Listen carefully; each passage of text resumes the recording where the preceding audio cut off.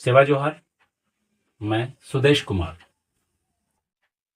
जो अनदेखी हमारे साथ की गई, उस अनदेखी के खिलाफ एक कानून आया जिसे हम यूजीसी के नाम से जानते हैं।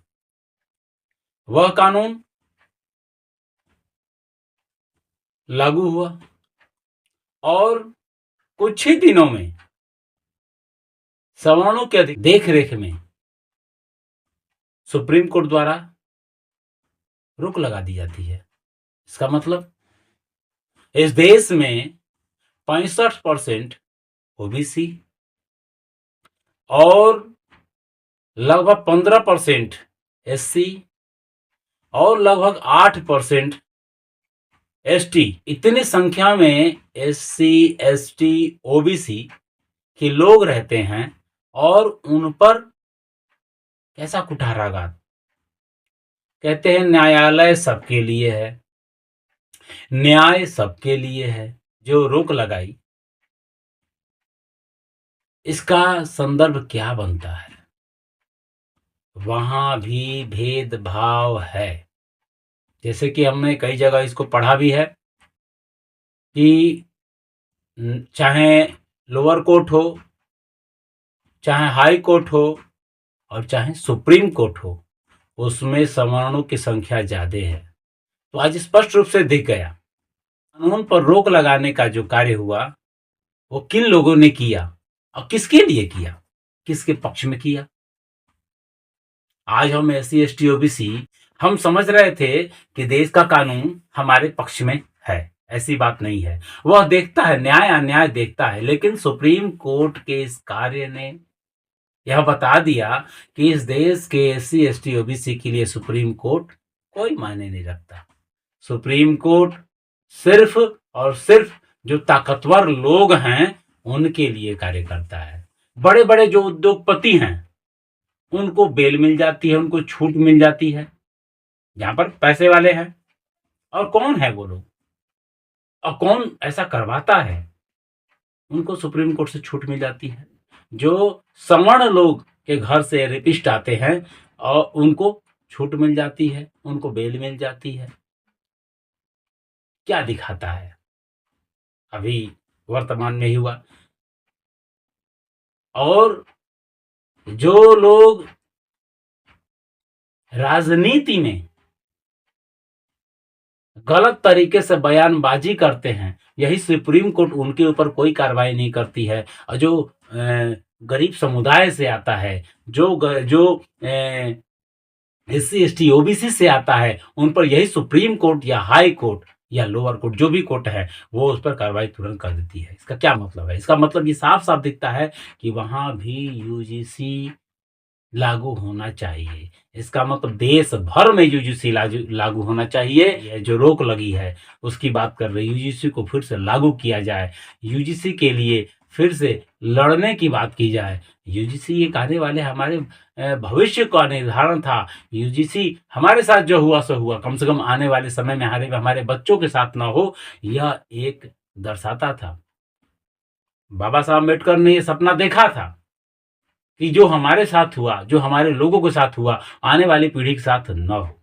लेकिन यहां तो ये देख लीजिए, आने वाली पीढ़ी के साथ ये भेदभाव करने की तैयारी बरसों पहले रही है और बरसों बाद तक ये बनी रहे, इसकी तैयारी चल रही है।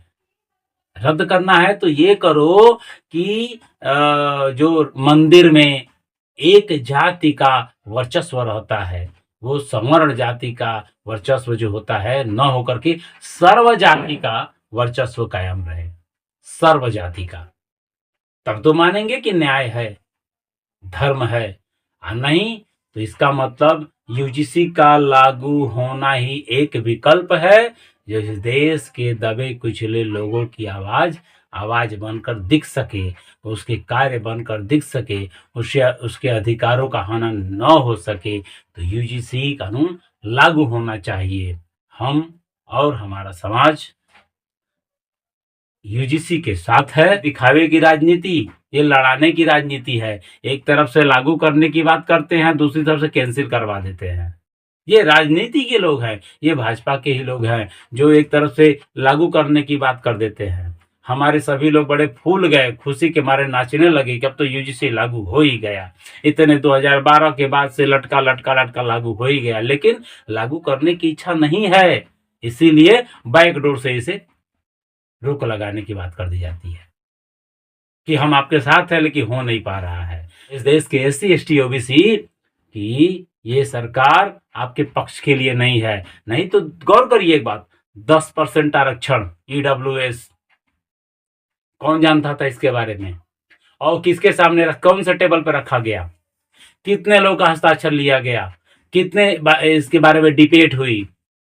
और कब राष्ट्रपति ने इसको अनुमोदित किया, कब अपना हस्ताक्षर किया, कोई नहीं जानता। मात्र 3 दिनों 4 दिनों में ये संविधान के उस पटल पर आ गया और संविधान में शामिल हो गया। यानी उनके लिए अगर कोई नियम बने तो सब ठीक, तुरंत तुरंत तुरंत कर दो। यहां तक कि हमारे प्रधानमंत्री और राष्ट्रपति भी मान जाते हैं। और एससी एसटी ओबीसी इतने बड़े तबके के लिए अगर कोई नियम बने तो हमारा प्रधानमंत्री भी नहीं बोल पाते हैं, हमारे राष्ट्रपति भी नहीं बोल पाते हैं। और देश के अन्य नेता तो बोरा में तेल बेचने वाली कहानी होती है कि जो कोई कुछ कर ही नहीं सकता है, कुछ हो ही नहीं सकता है। आज की स्थिति है तो हम और हमारा समाज जागे और अपने अधिकार के लिए लड़े। जो आपके पक्ष में है उसके लिए लड़ो।